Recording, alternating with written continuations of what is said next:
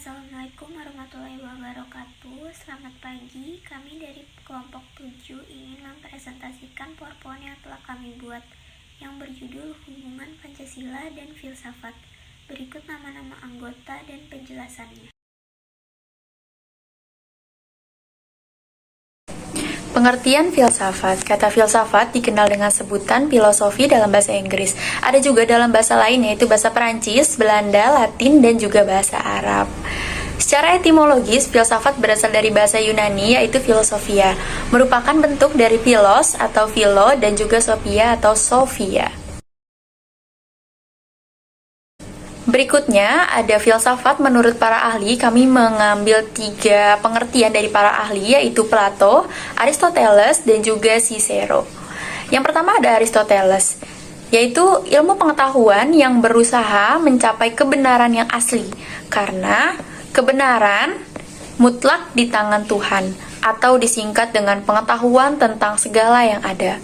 Yang kedua ada Aristoteles, yaitu ilmu pengetahuan yang meliputi kebenaran yang terkandung di dalamnya.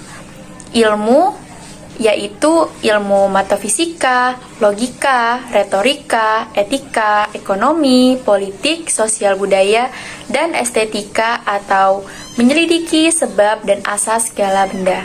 Yang ketiga ada Cicero, yaitu induk dari segala ilmu pengetahuan, sesuatu yang diciptakan oleh Tuhan.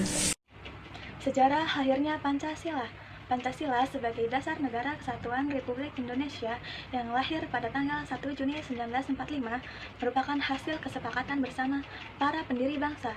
Namun, di balik itu semua, terdapat sejarah panjang perumusan sila-sila Pancasila dalam perjalanan ketatanegaraan Indonesia.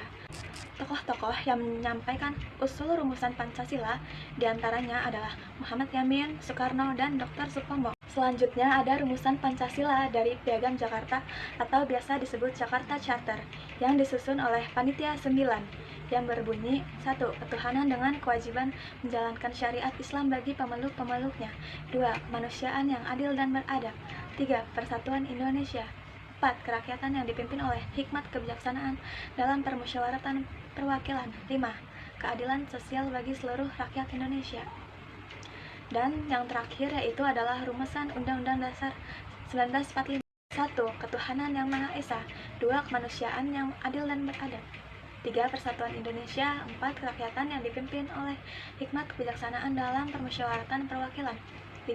Keadilan sosial bagi seluruh rakyat Indonesia. Rumusan Pancasila versi populer inilah yang dikenal secara umum dan diajarkan secara luas di dunia pendidikan sebagai rumusan dasar negara. Pancasila dikatakan berhubungan dengan filsafat karena Pancasila merupakan hasil pemikiran dan permanungan jiwa yang mendalam yang dilakukan oleh para founding father Indonesia dan dituangkan dalam suatu sistem. Ketika suatu sistem mencakup seluruh aspek atau mendasar, maka sistem tersebut dapat dinamakan sebagai filsafat. Jadi, Pancasila bukan hanya sekedar karangan belaka ataupun sesuatu yang tidak jelas asal-usulnya. Proses pembentukan Pancasila bisa dibilang cukup lama dan melibatkan banyak pihak. Implementasi Pancasila dalam kehidupan berbangsa dan bernegara. Pancasila adalah dasar negara yang selalu tercantum dalam pembukaan undang-undang yang berlaku di Indonesia. Oleh karena itu, Pancasila merupakan dasar negara yang dioperasikan dalam segala aspek kehidupan.